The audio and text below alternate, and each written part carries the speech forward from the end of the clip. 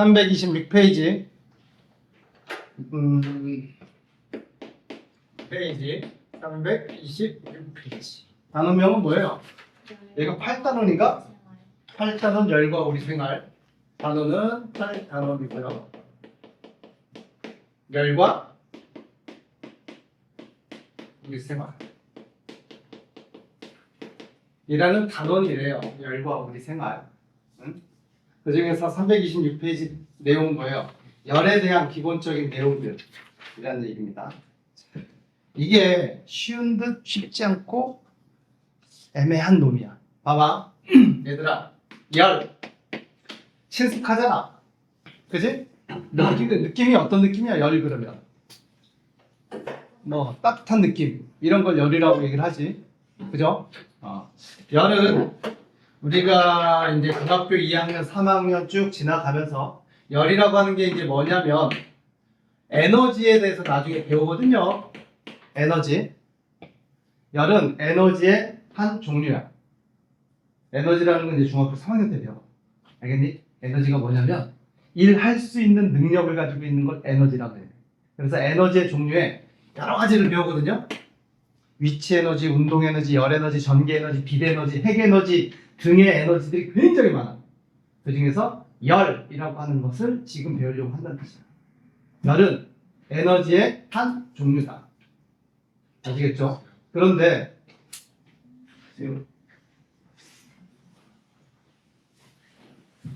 이게 열이라고 하는 게 뜨겁다 이런 느낌 있잖아요. 뜨겁다 이런 느낌은 있는데 단어가 이 열하고 혼동되는 단어가 있어요. 살짝 혼동되는 단어가 뭐가 있냐면 온도. 온도. 열과 온도. 같은 듯 같지 않고 좀 다른 느낌을 가지고 있지. 온도라는 뜻 먼저 얘기를 할게요. 온도라고 하는 건 뭐냐? 물체가 차갑고 따뜻한 정도를 수치로 나타낸다.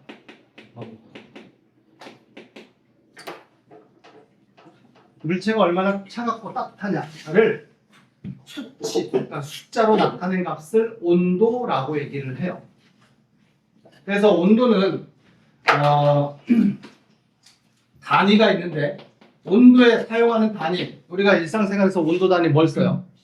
도씨, 36도씨, 뭐 30도씨, 도씨라는 온도 단위를 사용하고요. 도씨, 섭씨 온도 체계예요. 섭씨 온도 또는 화씨, 이런 화씨. 근데 화씨는 우리나라에서는 사용하지 않지. 화씨는 어디서 사용해요? 미국에서 사용하는 게 화씨고, 우리나라는 도씨를 사용하고, 대부분의 나라는 도씨를 사용해요. 그 다음에 과학에서 사용하는 온도의 단위가 있어. 과학에서 주로. 물론 얘네들 다 과학에서 사용하는데 과학자들 또는 학문적으로 사용하는 온도 체계가 있어. 단위가 있어. 뭐냐? K. 읽을 때는 켈빈이라고 읽는다. 이렇게 온도를 나타내는 단위는 뭐 도씨, 화씨, 켈빈 등의 단위 체계가 있다라는 거. 제가 켈이 켈빈. 참고로 얘들아, 이 섭씨라고 하는 온도 체계는요, 알고 계신가요? 섭씨의 도씨 온도 체계는 어떤 기준으로 섭씨 온도 체계를 만드냐면, 물 있잖아, 물. 생물이 살아가기 위해서 반드시 필요한 물질 중에 가장 대표적인 중요한 물질, 물이란 말이에요. 물을 가지고 섭씨 온도 체계를 약속을 해. 여러분들도 알다시피 물은 차가워지면 어느 순간 뭐가 돼? 얼음이 되겠지? 그때의 온도가 있을 거야. 물이 얼음이 될 때 온도가 있을 거고, 반대로 물을 가열해가지고 점점 뜨거워지면 물이 뭐가 돼? 끓기 시작하겠지? 기체가 돼서 날아간단 말이야. 그게 물이 끓는다라고 표현할 거 아니야. 그렇죠? 그때의 물에 끓기 시작하고 막 끓고 있을 때 물의 온도가 있을 거예요. 그래서 섭씨 온도 체계는 뭘 기준으로 온도 체계를 잡았냐면 물의 상태 변화를 가지고 얘를 기준으로 섭씨 온도 체계를 잡은 거야. 상태 변화라고 하는 것은 물질의 상태는 세 가지 상태가 있다는 거 기본적으로 배웠죠. 그지? 먼 상태, 먼 상태, 먼 상태가 있어. 고체 상태, 액체 상태, 기체 상태. 여러 상태 변화에 대해서 배웠다고. 중학교 1학년 때 배웠나 우리가? 그러니까 상태 변화라 그러면 액체 상태가, 고체 상태가 있고, 액체 상태가 있고, 기체 상태가 이렇게 있을 거란 말이야. 근데 물이라고 하는 게 이제 액체 상태의 물일 때에서 고체가 됐어. 얼음이 된다는 뜻이지. 그 다음에 기체가 됐어. 수증기가 된다는 뜻이에요. 끓어가지고. 이때 물이 막 얼기 시작할 때 그때 온도를 섭씨 온도로 0 기준 잡자. 막 끓기 시작했어. 그때를 100도라고 기준을 잡자. 이 온도 체계로 잡은 게 섭씨 온도 체계야. 그래서 물이 얼기 시작할 때 0도씨예요. 물이 끓기 시작할 때 100도씨예요. 단 1기압이라는 뭐 조건이 이제 붙긴 하겠지만 그건 이제 제거를 하고, 그래서 섭씨 온도 체계는 0도씨에서 100도씨의 온도 체계를 일단 먼저 잡고 막 등분을 나눴겠지. 100등분을 나눴겠죠. 각각의 하나를 1도씨의 온도 차이라고 얘기를 하게 되는 겁니다. 여기까지는 무슨 얘기인지 아시겠죠? 그런데 과학에서는 주로 무슨 온도 체계를 쓴다 그랬어? 켈빈 온도, 절대 온도. 얘가 절대 온도라고 하는 거예요. 절대 온도 체계. 절대 온도 체계를 과학에서 주로 사용하는데, 그러면 절대 온도라고 하는 켈빈 온도하고 섭씨 온도는 어떤 관계가 있느냐? 관계가 있어요. 알아두세요. 섭씨 온도로 0도씨에 해당되는 것은 절대 온도로 전환시키면 절대 온도는 얼마냐면 273 켈빈 온도야. 알겠죠? 그리고 섭씨 온도로 물이 끓기 시작하는 100도의 온도를 절대 온도 체계로 바꾸면 얘가 몇 켈빈이냐면 373 켈빈 온도야. 이게 절대 온도 체계야. 자, 봐봐. 섭씨 온도로 플러스 100 증가할 때 절대 온도 체계로도 얼마 증가해? 100켈빈이 증가하지.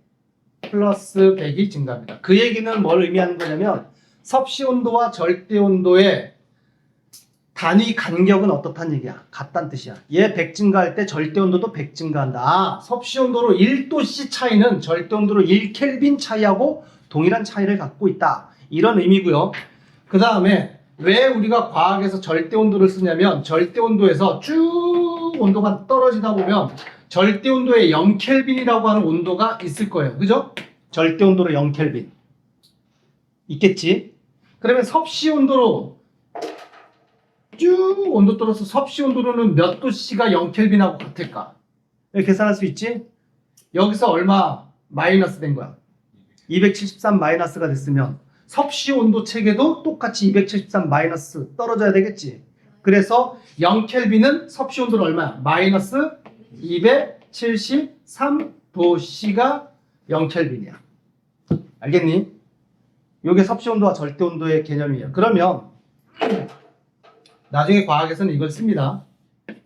알겠죠? 왜 그러느냐? 왜 그러냐면, 자, 우리가 물을 가열을 하면은 뭐가 될 수 있다 그럼? 수증기가 될 수 있지. 그래, 물을 가열할 때 우리는 물한테 뭘 공급해 줬다는 뜻이지. 뭘 공급해 준 거야? 그게 열 에너지를 공급해 준 거야. 열 에너지를 공급해 줬더니만 물에 뭐가 바뀔 수 있다? 온도가 바뀔 수가 있었다. 그러니까 공급할 수 있는 건 뭘 공급하는 거냐? 에너지를 공급하는 거고, 그 에너지를 공급받아 가지고 얼마나 차가워졌니 또는 얼마나 뜨거워졌는지를 숫자로 나타낸 값을 우리는 뭐라 그런다? 온도라고 얘기를 하는 거예요. 무슨 얘기인지 아시겠죠? 이 개념이 살짝 다르다는 뜻이에요. 의미가 열이나 온도나 뭐 그놈이 그놈이지라고 생각할 수 있지만, 자, 열이라고 하는 놈의 정의, 열 에너지의 정의는 그러면 이렇게 내릴 수가 있겠네. 열 에너지라고 하는 것은 이런 얘기예요.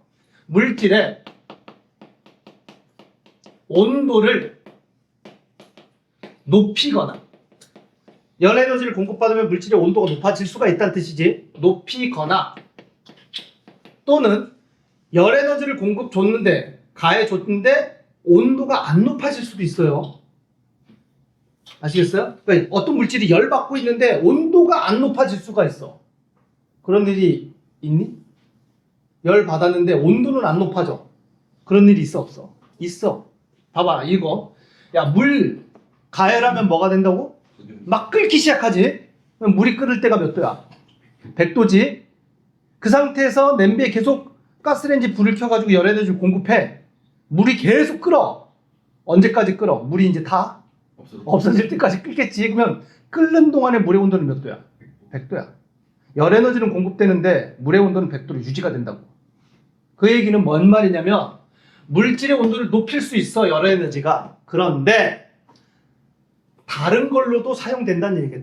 그지? 열 에너지는 뭘로도 이용될 수 있다는 얘기야. 물질의 상태를 바꾸는데 이용될 수가 있게 된다는 뜻이야. 그래서 열 에너지란 물질의 온도를 높이거나 물질의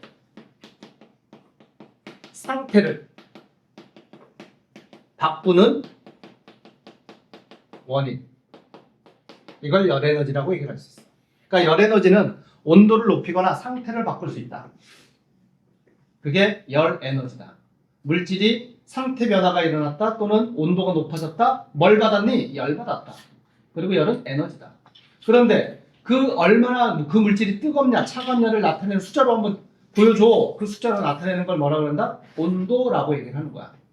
아시겠어요? 그래서 얘들아 이런 느낌이 이제 오니 온도가 높은 물질은 뜨거운 물질이란 뜻이고, 그지? 이 온도라고 하는 개념은 뭐하고 관련되어 있느냐? 그 물질을 구성하고 있는 입자들의, 알갱이들의 운동의 활발성. 이걸 나타내는 게 궁극적으로는 온도의 개념이야. 온도가 높다. 그 물질을 구성하고 있는 입자의 운동이 뭐하다는 얘기야? 활발하다. 이런 뜻이야. 아시겠어요? 개념 이해되시죠? 이게 온도의 개념이야. 나중에 배우겠지만 이 온도는 열 에너지랄까 온도라고 하는 게 결국은 무슨 에너지하고 관련되어 있냐면 운동 에너지하고 관련되어 있어. 근데 중학교 2학년 때는 이 정도만 알아두자. 온도가 뭘 의미하느냐? 입자들의 운동의 활발성을 나타내는 수치값이다. 절대온도 체계를 우리가 과학에서 사용한다 그랬지. 왜 과학에서 절대온도 체계를 사용하냐면 절대온도로는 마이너스 절대온도가 없어요. 절대온도의 최하 온도는 몇 켈빈이야? 0켈빈. 여기가 끝이야. 근데 섭씨온도 체계는 마이너스 온도 체계가 있잖아. 왜 절대온도 체계를 우리 과학에서 사용하는 이유는 뭐냐면 물질의 입자들이 상상을 해봐. 물질을 구성하는 입자가 운동을 막 하는데 반대로 거꾸로 운동이 점점 둔해진다고 치자. 그러다가 물질의 입자가 어느 정도가 됐을 때 운동이 가장 둔해진 거야? 입자가 뭐 했을 때야? 아예 멈췄을 때지. 움직이지도 않고 가만히 있을 때지. 그때의 온도가 최하 온도야. 우주에서 모든 최하 온도는 어떤 물질이든지 간에 멈춰 있을 때, 그때가 온도가 최하 온도야. 그때를 0켈빈으로 기준 잡은 게 절대온도 체계야. 0켈빈이라는 이 0이라는 숫자가 입자의 운동이 뭐 했다는 얘기야? 멈췄다는 얘기야. 근데 그런 일은 실상에서 벌어질 수가 없어. 만들어질 수가 없어. 0켈빈은 뭔 노력을 해도 만들 수가 없는 온도야. 왜냐면 입자의 운동이 멈춘다는 뜻이 어떤 의미를 담고 있는지 여러분은 상상을 못하지. 그지? 근데 이 정도의 개념을 알고 있잖아.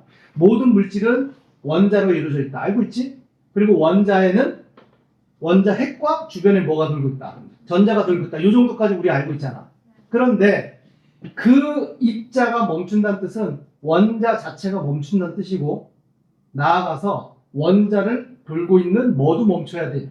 전자 또한 멈춰야지만 입자의 운동이 멈춘다! 이런 뜻이야. 근데 전자의 운동이 멈추잖아? 어떤 일이 벌어지는 줄 알아?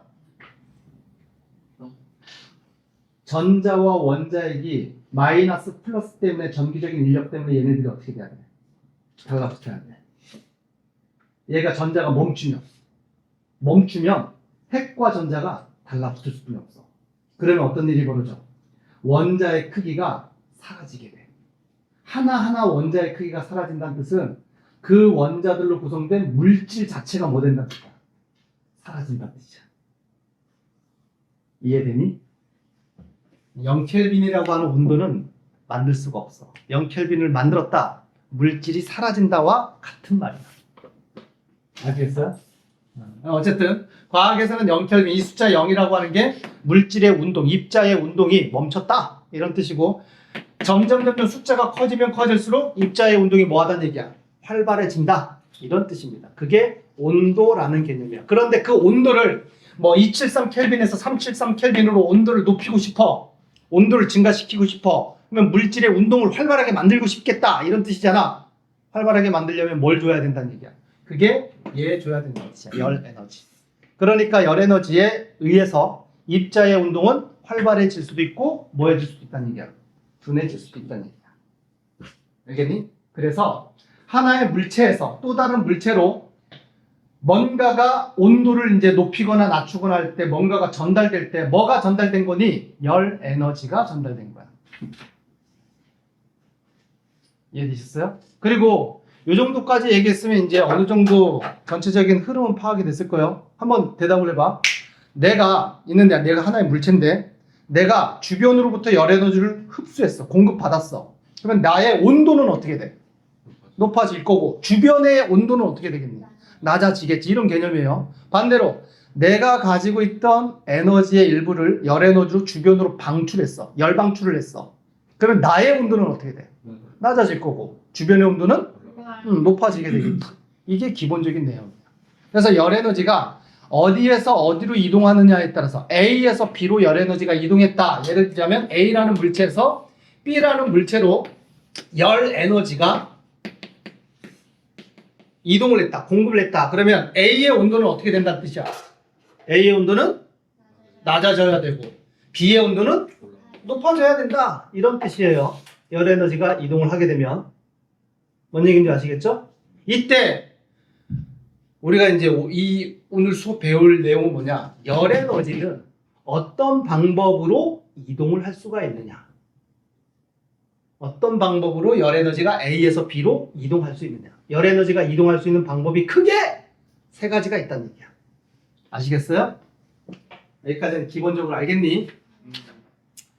자, 그러면 우리가 일단 여기까지 배웠을 때 기본적으로 한번 보자. 어떤 물질이, 동일한 물질이 고체일 때와 액체일 때, 기체일 때 세 가지 상태가 있을 때 기본적으로 입자의 운동에 활발한 정도는 여러분들이 대답할 수 있죠. 고체, 액체, 기체 중에서 가장 활발한 입자 운동을 가지고 있는 상태가 언제야? 고체. 기체일 거고 가장 둔한 상태가 뭐야? 고체. 고체겠죠. 그래서 만약에 이것들도 이제 여러분들이 충분히 대답을 할 수가 있을 것 같아요. 물질의 상태가 고체에서 액체로 변했어. 이렇게 되려면 그 물질은 열 에너지를 공급, 그러니까 흡수를 해야 된다는 얘기야? 열 방출을 해야 된다는 얘기야? 얘가 이렇게 돼.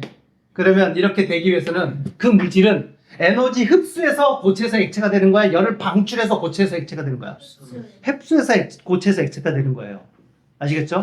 이때 열 흡수가 일어난다. 당연한 얘기겠죠? 분자운동이 활발해지니까. 액체가 기체가 되는 이 과정. 이 과정은 열 흡수가 일어나야 돼? 열 방출이 일어나야 돼? 역시나 운동이 활발해지는 과정이잖아. 액체보다는 기체가 입자의 운동이 활발해지는 거잖아. 그러면 열을 뭐 해야 된다는 얘기야? 흡수해야 된다는 뜻이야. 알겠니? 중학교 1학년 때 그래서 배웠잖아. 고체가 액체가 되는 상태 변화의 이름은 뭐예요? 다 까먹었어? 고체가 크게 좀 쓸까?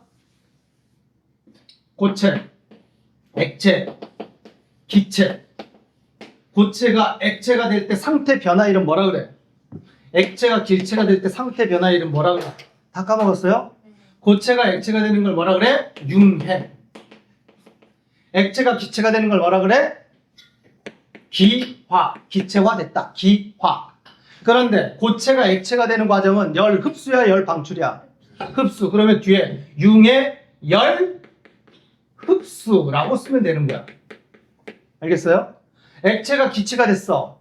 열 흡수야, 방출이야? 그러면 기와 열 흡수라고 쓰면 되는 거야. 이해되셨어요? 한 방에 고체가 기체가 됐어. 이거는 열 흡수가 일어났다는 얘기야, 방출이 일어났다는 얘기야. 운동이 둔한 상태, 기체 운동 매우 활발한 상태. 그지? 그러면 열 뭐가 일어났다는 얘기야? 흡수가 일어났다는 얘기지. 그리고 이 상태 변화에 이런 거라 그래? 기억나? 이걸 승화라고 얘기를 하는 거야. 그럼 이때 열은 뭐냐? 승화열? 흡수 과정이다 라고 얘기를 하는 거야. 알겠니? 자, 그러면 기체가 액체가 될 때의 상태 변화, 액체가 고체가 될 때의 상태 변화 다 까먹었지? 기체가 액체가 될 때의 상태 변화는 액화. 그리고 그때는 열 흡수야, 열 방출이야. 분자 운동 활발한 상태에서 둔해진대, 느려진대. 그러면 가지고 있던 열 에너지를 뭐 했단 얘기야? 버렸단 얘기가 되겠지? 액화열 방출이라고 표현하는 거야. 액체가 고체가 될 때 상태 변화 이름은 뭐라 그래? 응고. 그치? 얘는 기억을 하고 있네. 그러면 응고열 뭐라고 써야 돼? 방출. 기체가 고체로 한 방에 될 수 있지. 이것도 뭐라 그래요? 승화라고 얘기를 하는 거야. 이것도 승화라고 얘기를 하는 거예요. 근데 이때는 승화열 뭐야? 방출이 일어난다. 기본적으로 이 정도는 다시 알아두도록 합니다. 중학교 1학년 때 배웠던 내용이야. 융의 응고, 기화, 액화, 승화 등. 알겠지? 자,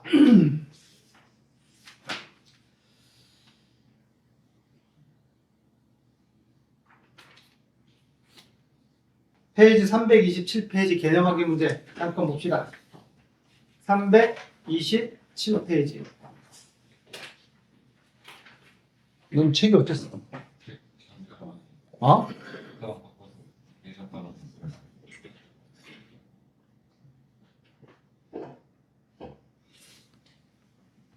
자, 1번.